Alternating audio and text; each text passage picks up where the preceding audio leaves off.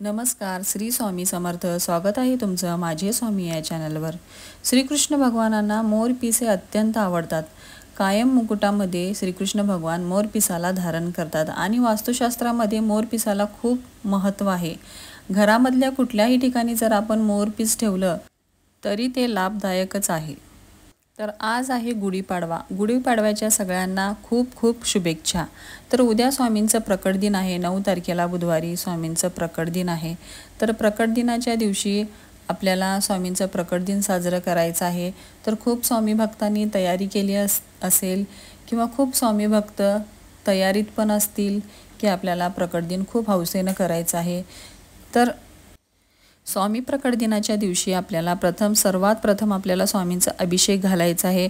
स्वामींचा अभिषेक तुम्ही पंचामृताने घालू शकता. पंचामृताने जर शक्य नसेल तर फक्त दुधाने घालू शकता. दुधानेही तुम्हाला शक्य नसेल तर फक्त पाण्याने पण तुम्ही अभिषेक स्वामींचं घालू शकता. फक्त स्वामींचा अभिषेक घालताना तुम्हाला पुरुष सूक्त आणि स्त्री सूक्त हे तुम्हाला म्हणायचं आहे. पुरुष सूक्त तुम्ही 11 वेळा, श्री सूक्त 11 वेळा हे तुम्ही म्हणू शकता. जर तुम्हाला जमत नसेल तर तुम्ही फक्त 1 वेळा पुरुष सूक्त आणि 1 वेळा स्त्री सूक्त पठण करून पण तुम्ही स्वामींचा अभिषेक घालू शकता. आणि श्री स्वामी समर्थ म्हणत म्हणत पण तुम्ही स्वामींचा अभिषेक घालू शकता. जर तुम्हाला श्री सूक्त पठण करता येत नसेल, तर तुम्ही मोबाईलवर लावून द्या आणि नंतर स्वामींचा अभिषेक घाला. पण स्वामींचं प्रकट दिना दिवशी स्वामींचा अभिषेक तुम्ही जरूर घाला सर्वांनी. स्वामींना अभिषेक घालून झाल्यानंतर स्वामींना छानपैकी हिना अत्तर लावून, स्वामींना वस्त्र वगैरे घालून स्वामींना छानपैकी तुम्ही सजवा. स्वामींना हिना अत्तर खूप आवडतं तर स्वामींना हिना अत्तर लावा. स्वामींना त्या दिवशी खूप छानपैकी खूप सुंदर तुम्ही सजवा. तुमच्या यथाशक्तीने जसं तुम्हाला स्वामींना सजवता येईल त्या प्रकारे तुम्ही छानपैकी स्वामींना सजवा. आपला शेवटचा पारायण असतो त्या दिवशी पारायणचे सगळे अध्याय पूर्ण करा. स्वामींची आरती करा. स्वामींना नैवेद्य करायचं त्या दिवशी. स्वामींना जे आवडतं ते त्या दिवशी स्वामींना करून तुम्ही ठेवा. स्वामींना गोड भात आवडतो, स्वामींना पोळी आवडते, स्वामींना कांद्याची भजी आवडतात, स्वामींना बेसनचे लाडू आवडते. तर तुम्ही भरपूर असे प्रकार स्वामींना करून नैवेद्य म्हणून ठेवा आणि स्वामींना आग्रह करा की स्वामी आज तुम्ही आमच्या घरी जेवण करा किंवा स्वामी आज आपल्या घरी हे पदार्थ बनवले आहेत तर तुम्ही ते गोड मानून जेवण करा. आपल्या घरी पोट भरून तुम्ही जेवा असं स्वामींना आग्रह करा ते नैवेद्य ठेवताना. आणि स्वामींना जे जे आवडतं तेच पदार्थ तुम्ही त्या दिवशी बनवा स्वामींसाठी. तर स्वामींच्या प्रकट दिनाच्या दिवशी स्वामींची जेवढी जास्तीत जास्त आपल्याला सेवा करता येईल तेवढी तुम्ही सेवा तो दिवस फक्त आणि फक्त स्वामींसाठीच तुम्ही हे करा, समर्पित करा. स्वामींसाठी चांगले चांगले पदार्थ तुम्ही बनवा स्वामींच्यासाठी आणि स्वामींना जेवू घाला. स्वामींना स्वामींना जे आवडतं तेच करायचं या दिवसात. या दिवसभरात हा पूर्ण दिवस आपण फक्त स्वामींनाच द्यायचा. जे काही स्वामींना आवडतं फक्त तेच करायचं. घरात भांडण कटकट अजिबात करायची नाही. जर काही होत असेल तर स्वतःवर कंट्रोल ठेवून समजून घेऊन तुम्ही शांत राहा आणि घराचं वातावरण अगदी शांत ठेवा आणि एकदम प्रसन्नता असायला पाहिजे घरात. घराला आंब्याचे तोरण लावा, त्यामुळे पण खूप प्रसन्न वाटतं घरामध्ये. हिरवीगार आंब्याची पाने घरात बघितली की खूप छान प्रसन्न वाटतं. सकाळी उठल्यावर उंबरठ्याची पूजा करा. घर पूर्णपणे स्वच्छ करून मग स्वामींचा अभिषेक करून आणि गोमूत्र शिंपडायला घरात विसरू नका. गोमूत्र शिंपडून मगच स्वामींची सेवा करायला, अभिषेक करायला तुम्ही बसा. आणि यथाशक्तीने तुम्ही दानधर्म करा. पारायणाच्या उद्यापनाच्या वेळी आपल्याला सवाष्णी बसवाव्या लागतात. 5, 6, 2 किंवा लहान पोरांना तुम्ही 11 पोरांना लहान जेवू पण घालू शकता. पण माझ्या मते घरात तुम्ही खूप गाजावाजा न करता जेवढं तुम्हाला जमेल साध्या सोप्या सहज पद्धतीने तुम्ही स्वामींचं प्रकट दिन करा. आणि जेवढं आपण साधं सोपं आणि सरळ सेवा भक्ती करतो ना ती स्वामींना खूप आवडते. स्वामींना गाजावाजा केलेला, मोठेपणा गाजवलेला अजिबात आवडत नाही. सहज साध्या पद्धतीने आणि सोप्या पद्धतीने सरळपणाने जी सेवा करतात ती स्वामींच्या मनात बसते. तर माझं तर म्हणणं आहे की त्या दिवशी तुम्ही गोरगरिबांना खाऊ घाला. आता आपले जे शेजारी पाजारी आहेत त्यांना आपण प्रत्येक वेळी खाऊ घालतोच. म्हणजे गोरगरिबांची परिस्थिती आपल्या आजूबाजूला जे शेजारी पाजारी आहेत त्यांना तर गोडधोड खाऊ मिळतंच. त्यात काही म्हणजे हे नाही. पण मी काय म्हणते की गोरगरीब जे असतील, गरीब असतील, अपंग असतील, जिथे अनाथाश्रम आहेत, वृद्धाश्रम आहेत, त्यांना आपल्या स्वामींच्या प्रकट दिनाच्या दिवशी काहीतरी चांगलं खाऊ घाला त्या लोकांना. त्यामुळं काय होईल, त्यांचा आशीर्वाद पण आपल्यावर राहील आणि स्वामींची कृपा पण आपल्याला मिळेल.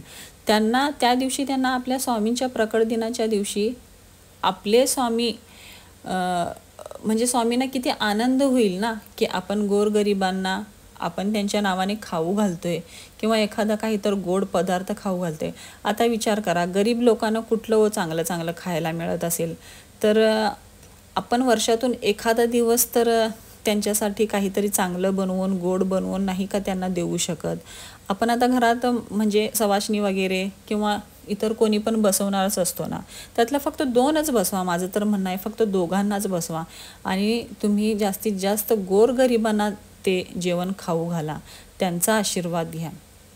मी तर असंच करणार आहे. मी फक्त 2 सवाष्णींना बसवणार आहे आणि मी स्वामींचा आवडता गोड भात करणार आहे आणि तो गोड भात आणि गव्हाची खीर या दोन्हीपैकी एक काही तर मी बनवणार आहे आणि ते मी गोरगरिबांना, जे मंदिराच्या बाहेर बसलेली लोक असतात, वृद्धाश्रमला, अनाथाश्रमला मी ते स्वामींच्या नावाने देणार आहे. तर एखाद्या गरीब माणसाला आपण स्वामींच्या नावाने गोड काही तर खाऊ घातलं तर आपल्या पण मनाला किती समाधान वाटेल ना, की बाबा आपल्या स्वामींच्या प्रकट दिनाच्या दिवशी त्यांना काहीतरी चांगलं खायला मिळते, म्हणजे आणि त्यांचे आशीर्वाद पण आपल्याला मिळतील. तर आयुष्यात आपल्याला काही कमवायचं नाही आहे हो, पैसे तर आपण कायम कमवतोच, पण कुणाचे आशीर्वाद हे कमवण्यासाठी खूप भाग्याची गोष्ट असते की आपण एखाद्याचे आशीर्वाद कमवावे.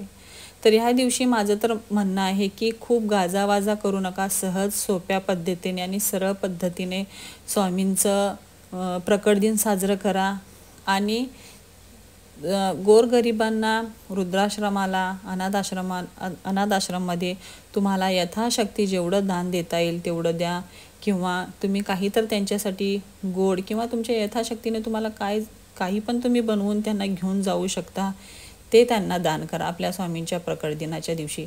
ह्यापेक्षा मोठं काही आपण सगळ्यात मोठी ही भक्ती आपण स्वामींच्या चरणी अर्पण करतोय असं समजा.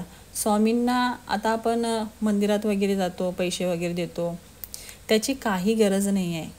आपण शून्य आहोत. आपण स्वामींना पैसे देणारे कोण आहोत? आपली तेवढी लायकी नाही आहे की आपण स्वामींना जाऊन पैसे देऊ शकतोय. नाही, त्याऐवजी तुम्ही काहीतरी बनवून घेऊन जावा, ते गोरगरिबांमध्ये वाटा, त्याचे खूप तुम्हाला पुण्य मिळेल.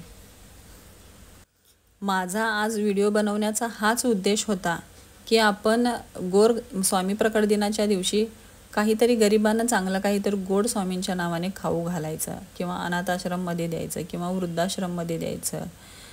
तर असं करा. तुम्हाला कसं म्हणजे तुम्हाला पण पटतायत का हे विचार बघा. म्हणजे आपण उगीच आपण करतो घरात स्वयंपाक वगैरे आणि आपल्या शेजाऱ्या पाजाऱ्यांना बोलवतो, जेवू घालतो, पण ते खरंच सांगावं मनापासून, ते आपल्याला मनापासून आशीर्वाद देतात का?